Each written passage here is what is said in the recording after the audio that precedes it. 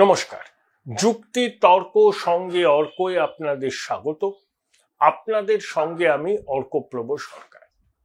2021-এর বিধানসভা নির্বাচনে আমরা কি দেখেছিলাম? রাজ্যের 100টা মুসলমান ভোটের মধ্যে 95টা তৃণমূল পেয়েছে। 2024 সালের লোকসভা নির্বাচনে দক্ষিণবঙ্গে ওই 100টার মধ্যে 95টা মুসলমান ভোট তৃণমূল পেয়েছে, কিন্তু উত্তরবঙ্গে ছবিটা তৃণমূলের পক্ষে অতটা ভালো ছিল না। এমনকি মুর্শিদাবাদেও ছিল না। মুর্শিদাবাদে তৃণমূল 3টে আসন জিতেছে ঠিকই, কিন্তু বাম কংগ্রেস প্রচুর ভোট পেয়েছে এবং মুসলমান ভোট পেয়েছে। অধীর চৌধুরী ষষ্ঠবারের জন্য বহরমপুর থেকে জিততে পারলেন না, তার কারণ মুসলমান ভোট নয়, বহরমপুর শহরের হিন্দু ভোটাররা অধীর চৌধুরীকে ভোট না দিয়ে ডাক্তার নির্মল সাহাকে ভোট দিয়েছেন। আবার মালদায় কংগ্রেস একটা আসন পায়। এই যে মুর্শিদাবাদে যে গন্ডগোলটা হলো, যেখানে সেই কেন্দ্রে দুটো তো কংগ্রেস জিতেছে, তাই পুরোপুরি মেরুকরণটা তৃণমূলের পক্ষে করা খুব দরকার এবং তার জন্য পরিকল্পিতভাবে তারা এগোচ্ছে। তাহলে মমতা বন্দ্যোপাধ্যায় যাদেরকে দুধেল গাই বলেন, যাই হোক, মুসলমানরা জানেন যে তারাই মমতা বন্দ্যোপাধ্যায়কে ক্ষমতায় টিকিয়ে রেখেছেন। তাদের সমর্থন যদি তৃণমূলের পিছন থেকে চলে যায়, তাহলে মমতা বন্দ্যোপাধ্যায় নির্বাচনী বিপর্যয়ের মুখে পড়বেন। কিন্তু তারা লক স্টক অ্যান্ড ব্যারেল তৃণমূলকে ভোট দেবেন, বিনিময়ে তারা কি পাবেন? একটা গ্রন্থাগার মন্ত্রী, কিছু ইনসিগনিফিকেন্ট দপ্তর।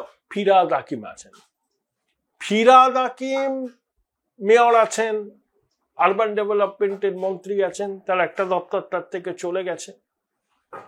কিন্তু ফিরহাদ হাকিমকে ধরুন মালদা বলুন, মুর্শিদাবাদের মুসলমানরা কিন্তু তাদের নিজেদের লোক বলে মনে করেন না। মালদায় তো ফিরহাদ হাকিম খুব একটা যাতায়াত করুন, এটাও ওখানকার স্থানীয় নেতৃত্ব চান না। মালদায় বরকত গনি খান চৌধুরীর জায়গা ছিল, মুর্শিদাবাদ আব্দুল সত্তারের জায়গা ছিল, জয়নাল আবেদিনের জায়গা ছিল।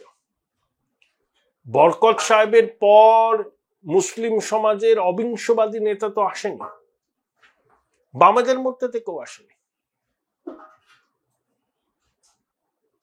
ফিরহাদ হাকিম বরকত সাহেব হতে পারবেন না। ফিরহাদ হাকিম কালীঘাটের ঘনিষ্ঠ, দীর্ঘদিন মমতা বন্দ্যোপাধ্যায়ের সঙ্গে আছেন, বিশ্বাস করেন মমতা বন্দ্যোপাধ্যায়, তাই মমতা বন্দ্যোপাধ্যায় তাকে অনেকগুলো দায়িত্বে রেখেছেন, বিশ্বাস করেন। কিন্তু মুসলমানরা বলছেন যে আমরা ভোট দিয়ে তৃণমূল সরকারকে আনি, টিকিয়ে রাখি, আমাদের রিপ্রেজেন্টেশন কোথায়? আমাদের রিপ্রেজেন্টেশনটা কোথায়? শুধু ববি হাকিম মেয়র আছেন, আরবান ডেভেলপমেন্টের মিনিস্টার আছেন, এই খুঁড়োর কল দেখালে তো আর চলবে না। এবার একটা উপমুখ্যমন্ত্রীর পদ চাই, এই দাবি কিন্তু উঠছে মুসলিম সমাজের মধ্যে থেকে। আবার মমতা বন্দ্যোপাধ্যায়কে উপমুখ্যমন্ত্রীর পদ কাউকে দেবেন, এই পদটা তৈরি করবেন, তিনি অভিষেককেই দিতে চাইছেন না। তিনি ক্ষমতা 1 ছটাকও নিজের হাত থেকে ছাড়বেন না। তিনি জানেন যে উপমুখ্যমন্ত্রী হলে কিছু ক্ষমতা তাকে তার হাতে ছাড়তেই হবে, তাহলে একটা ক্ষমতার কেন্দ্র তৈরি হবে। সেই ক্ষমতার দ্বিতীয় কেন্দ্র তিনি তৈরি হতে দিতে চান না। কিন্তু এই দাবিটা উঠছে যে আমরা সমর্থন করব, বিনিময়ে কি পাবো? শুধু ভাতা, কিছু স্কলারশিপ, কিছু ওবিসি তালিকায় নাম। ক্ষমতার অনিন্দে আমাদের সরব উপস্থিতি নেই কেন? এই যে ফুরপুরা শরীফের লোকজন সব তৃণমূলে আসছে, এটাও একটা কারণ। এই যে দাবিটা উঠলো বলে, যদি ক্ষমতায় আসে তৃণমূল, তাহলে একজন মুসলিম উপমুখ্যমন্ত্রী চাই। দেখুন, বারাসাত, এই ব্যারাকপুরের এসপি যিনি হয়েছেন, তিনি অভিষেকের ঘনিষ্ঠ ছিলেন, মাঝে কিছুদিন সাইডলাইন হয়েছিলেন, আবার তাকে সমমহিমায় ফিরিয়ে আনা হয়েছে। তাহলে প্রশাসনের অন্তরে আবার অভিষেকের ছায়া দীর্ঘতর হচ্ছে, তার ঘনিষ্ঠরা আবার সমমহিমায় প্রত্যাবর্তন করবেন। উকিল বাবু থেকে শুরু করে অন্যান্য যারা আছেন, কিছুদিন আগে যারা পদ থেকে সরে গেছিলেন, দায়িত্ব থেকে অব্যাহতি পেয়েছিলেন, তারা আবার কিন্তু মেন স্ট্রিমে আসবেন এবং অভিষেক চাইবেন যে টিকিট ডিস্ট্রিবিউশনে তার ফাইনাল সে থাক। তিনি চাইবেন যে তৃণমূলের প্রার্থী তালিকায় অন্তত 80% প্রার্থী তার পছন্দের হোক। আগামী দিনের রাজনৈতিক সমীকরণকে মাথায় রেখে এটা তিনি চাইবেন। কিন্তু মমতা বন্দ্যোপাধ্যায় অতটা কি তাকে ছাড় দেবেন?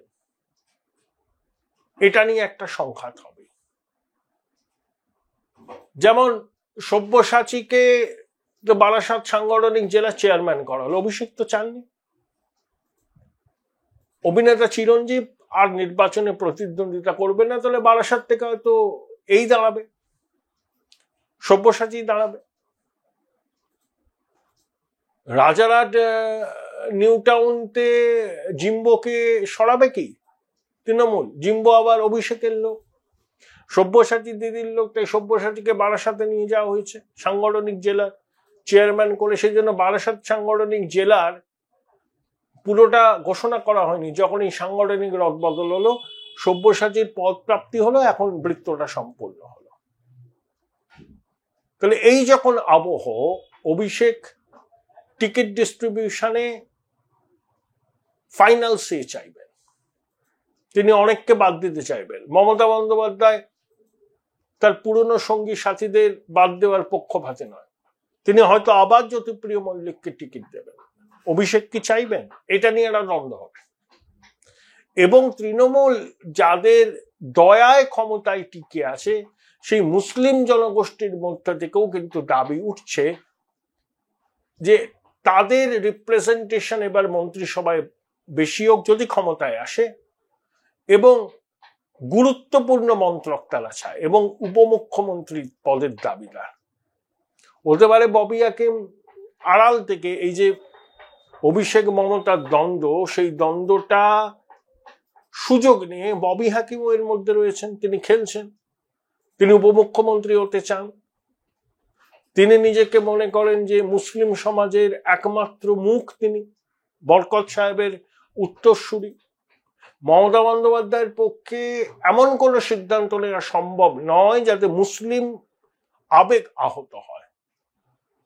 তাই এই দাবি শেষ পর্যন্ত জোরালোভাবে মুসলমানরা যদি তুলতে পারেন, তাহলে হতেও পারে যদি ক্ষমতায় আসে তৃণমূল, তাহলে বাংলায় একজন মুসলিম উপমুখ্যমন্ত্রী হবেন।